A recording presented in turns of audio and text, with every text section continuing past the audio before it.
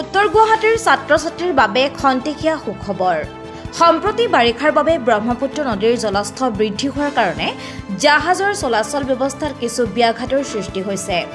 সেয়েহে ৰাজ্য চৰকাৰে আজি এক জাননীৰ যোগে ছাত্ৰ-ছাত্ৰীৰ বাবে উত্তৰ গুৱাহাটী আৰু গুৱাহাটী সংযোগী ৰূপৱেৰ ভাড়া 50% কৰাৰ নিৰ্দেশ দিছে। ছাত্ৰ-ছাত্ৰীসকলে নিজৰ নিজৰ শিক্ষানুষ্ঠানৰ আই কাৰ্ড দেখালে লাভ কৰিব এই সুবিধা। এই নিৰ্দেশযোগে জনালে ৰাজ্য চৰকাৰৰ GMDA কৰ্তৃপক্ষই। উল্লেখ্য যে ৰূপৱে সম্প্ৰতি ভাড়া সকলো যাত্ৰী তথা পৰ্যটকৰ বাবে 100 টকা। স্থানীয় ৰাইজে আক্ষেপ প্ৰকাশ কৰি কয় যে গুৱাহাটীত আমাৰ উত্তৰ গুৱাহাটীৰ বহুতো বেচৰকাৰী কৰ্মচাৰী আছে, যাৰ দৰমহাও নিচেই কম। তাৰোপৰি কামত নগলে দৰমহা নাপায়। সেয়েহে আমাৰ ক্ষেত্ৰতো ৰূপৱেৰ ভাড়া অন্তত জাহাজৰ চলাচল বন্ধ থকা অৱস্থাত কিছু হ্ৰাস কৰিলে আমি উপকৃত হলোহেঁতেন। আগন্তুক এমাহৰ বাবে এই সুবিধা বাহাল থাকিব। News desk report, JB news. ভালে লাগিছে আৰু আমাৰ ষ্টুডেণ্টখিনিয়ে যদি এইটো সুবিধা পায় আমাৰো বেয়া লাগে, কাৰণ বহুত দুখীয়া ষ্টুডেণ্ট আহে, টকাত যায়, আমাৰ বেয়াই লাগে। সেইটো আমি বিচাৰোঁ। সেইখিনি আমাৰ যদি আমাৰ মানুহখিনি অলপমান চৰকাৰৰ লগত কথা বতৰা পাতে, সেইটো হয়তো ভৱিষ্যতলৈ থাকি যাব। সেইটো থাকিলে ভালেই পাওঁ। এতিয়া ছাত্ৰ-ছাত্ৰীৰ কাৰণে যি 30 দিনৰ কাৰণে এইটো অফাৰ দিছে, ভালেই লাগিছে। ভেলিড ID প্ৰুফ দেখুৱালে মানে আমি তেওঁলোকক পঠিয়াব পাৰিম 50 টকা।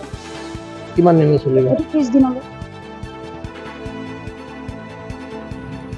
উত্তৰ গুৱাহাটীবাসীৰ যিখিনি কৰ্মচাৰী নদীৰ সেইটো পাৰে কাম কৰে, বিশেষকৈ সৰু সৰু কৰ্মচাৰী যিয়ে 8,000 10,000 টকা দৰমহা পায়। আমিতো দাবী কৰি আছিলোঁ তেওঁলোকৰো অলপ ভাড়াটো কমাই যায়, অন্ততঃ বাৰিষাৰ এইকেইটাকে।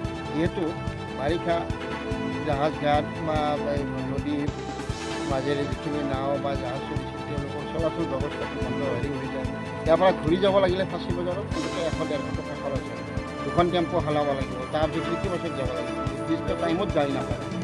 সেয়েহে আমি চৰকাৰক ডিমাণ্ড দি আছিলোঁ কি যে ৰূপৱেত অন্ততঃ এমাহ 1.5 মাহ বাৰিষাৰ দিনকেইটা স্থানীয় কৰ্মচাৰীখিনি তেওঁলোকৰ স্থানীয় মানে প্ৰমাণ পত্ৰ চাওক তেওঁলোক হয়নে নহয়। ইয়াৰ ছাত্ৰ-ছাত্ৰীৰ কাৰণে যিটো ভাড়া হেৰি কৰিছে সেইটোতো বহুত বেছি হৈছে, কাৰণ 50 টকা হ'লেও ছাত্ৰ-ছাত্ৰী দিনত 100 টকা, টিফিনত 100 টকা 200 টকাকৈ হেৰি কৰিব পাৰে। আজি যুগত এই আৰ্থিক অৱস্থাত তেনেকুৱা ছাত্ৰৰ কাৰণে অসুবিধা হৈছে। মই ভাবোঁ যিখিনি কাম কৰিছে ভাল কামেই কৰিছে 50 টকা, আৰু অনুৰোধ কৰিম চৰকাৰক আৰু অলপ কমাই দিয়ক নেকি, 50 টকাত অহা যোৱা ব্যৱস্থাটো কৰক নেকি। এইখিনি